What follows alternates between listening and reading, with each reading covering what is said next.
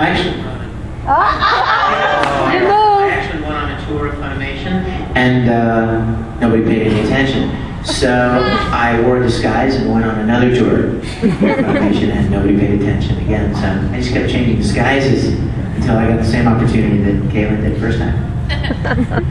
Nice. All a lie. Really, I knew a guy in Houston that was doing a video production, and I was working with him on this video, and he said, "Hey, you've got a lot of experience in acting, don't you?" And I said, "Yeah, I've done a lot of stage work and some on-screen stuff." And he said, "You ought to go and audition for this place in town. They do this Japanimation stuff, and they need actors." I was like, "Really? You mean like Speed Racer?" Yeah, I would love that. So I went and auditioned, and I got cast as Vega in Street Fighter 2. And then another show came up, and I got to work on that, and then the next show, and then I was at a convention, and I met some people from Funimation. And a couple of weeks after I met them, they called me and said, "Hey, do you want to come up and play a character in a Dragon Ball Z movie?" And so I went up and did Broly, and then Kid Grade, Spiral, Case Closed, and then Full Metal Alchemist came up, and then I met some people in LA at conventions, and they said, "Hey, you know, we should come out and do some video games or something." So we started doing some stuff out there. It just really kind of steamrolled. It wasn't anything I ever planned or expected, but I certainly am grateful for the opportunities. My story's a little more nepotistic. I was friends with Laura Bailey. The end. No, she and I did a play together. I don't know if you know Laura Bailey. She plays Lust in Full Metal Alchemist. She's Sana in Kodocha. She's everything. Yeah, she's Queen of Funimation. And we became best friends after doing a play together in Dallas. And she brought me up to the studios as kind of like my friend's just watching. She just wants to see what goes on. Do you want to use her for anything? And so Chris Bevins threw me in the booth for, he just said scream, and so I scream. And from the scream, I got an audition for Dragon Ball GT, and did my first character, which was like a 2-paragraph character named Column in Dragon Ball GT. And then my next character was Eclair in Kid Grade. Nice. So, spiraled quickly. Because Funimation sucks you in and doesn't let you go. Alright, next question.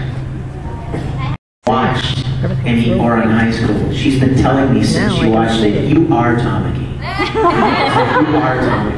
I mean, this was before it was even licensed. I mean, and You still had to audition just like everyone oh else. yeah, and being friends doesn't help. You know, I mean, I want you guys to know. I mean, Caitlin is, I mean, she's high class. So she's not going to cast somebody that sucks just because they're a friend. In fact, quite the opposite. She would probably want to make more certain that they would do a good job because there would be that question, you know? And she had to audition for Haruhi. Just because she was directing it, she can't just cast herself. She had to audition for Mike McFarlane, who she answers to. So I love that show, and I don't know if I don't have a mind theater. I don't have my own, you know, Vic's mind theater, but like Tamaki does. But he would be a character that I love a lot about that character. I love a lot about him. And there's another character, very less well known, named Hiroki Takasugi from Princess Nine that I really loved and identified with a lot. I really liked Rose Anderson in Salty Ray.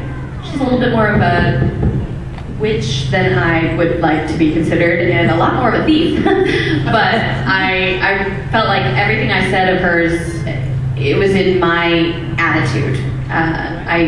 She was so easy. It just came trippingly off the tongue, and I really liked doing it. So. I'm not really like her, but somehow I could identify with her because every girl wants to be a princess. So I really love playing Dianella in Heroic Age, or however the heck we decided to say it. Dianella, her name changed. Okay. Who doesn't want to be a princess, you know? And she's all of it. You already are a princess. Your nickname around the studio, dude. Put your hand down. But she's the type of princess that is everything a princess should be. I think there's a very negative connotation with the word nowadays, but she's just very regal and diplomatic and loving and caring and all the things that I wish that I could be all of the time. She is those, like 100%, always. She doesn't have a this is who I am in front of people and this is who I am away from people. She just is who she is, and I'm so respectful, and I love her, and I wish that I could be like her every day, so I try my hardest to identify with her, and man, that show went by too fast. Yeah. We just, 3 directors on it, it did go by really fast, but it's just, she's such a good actress. Thank you. So I would say her in Heroic Age. Please check it out. And you know what? And you know what? The neat thing, though, as an actor, though, is we love to play characters that are nothing like us. Because that's the acting part, that's the imagination of it. You play roles that you would never normally be in real life. So while there are characters we really identify with, it's a lot of fun to play characters that are so completely different from the way we are. Question? Does this work? Hang on, you've asked a couple. Yes. Okay, what characters do you think are polar opposites of your personalities? Well, I do play a teenage boy pirate made of rubber. I can see the comparison there. We're both kind of dim-witted, but I somehow still connect with him because he's so, the things he says are so dumb, and I would like to be able to say those things on a regular basis and still be the captain of ship. There's a line though. Whoa, there I am, Phoebe. That's funny. She says she wished she could say things like that and still be the captain of the ship, but it's because Luffy is that way that he is their captain. Which is not, they don't go, oh, he's stupid, he can be the captain, we'll follow him. It's not that part of his personality. That's exactly it. He doesn't let normal common sense things keep him from doing what he wants to do and what he believes is right. And I think that's great. I'm not going to tell that deeply into Luffy. He's not like me, but I adore him. I have to direct it, so I have to think. What about you? You know, I've played a lot of roles that are very opposite of me. Gosh, there was a show that I did called Tokyo Majin. What is his name? I can't remember the very demonic character.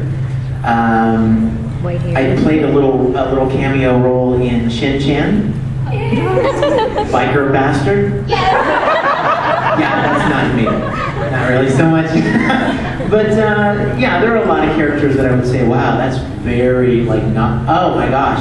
I tried to deny or basically downplay that I was part of a show called Ghost Stories. I played this character in this episode named Da Vinci, and he's very, let's say, irreverent, which I try not to be. So, but again, that's acting. You know, I mean, we're not characters that we play. We pretend to be a character, but it doesn't necessarily mean we believe everything or we hold, you know, the same values as the character. That's why it's called acting.